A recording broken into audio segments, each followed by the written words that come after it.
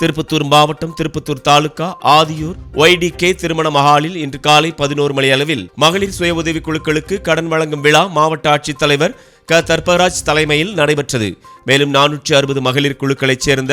6280 பயனாளிகளுக்கு ரூபாய் 45.91 கோடி மதிப்பிலான வங்கிக் கடன் மற்றும் நலத்திட்ட உதவிகளை திருவண்ணாமலை நாடாளுமன்ற உறுப்பினர் CN அண்ணாதுரை மற்றும் சட்டமன்ற உறுப்பினர் தேவராஜ், ஆம்பூர் சட்டமன்ற உறுப்பினர் வில்வநாதன், திருப்பத்தூர் சட்டமன்ற உறுப்பினர் நல்லதம்பி கலந்து கொண்டு பயனாளர்களுக்கு நலத்திட்ட உதவிகளை வழங்கி சிறப்பித்தார்கள். பின்பு ஊரக பகுதிகளில் 6 ஊராட்சி ஒன்றியங்களில் உள்ள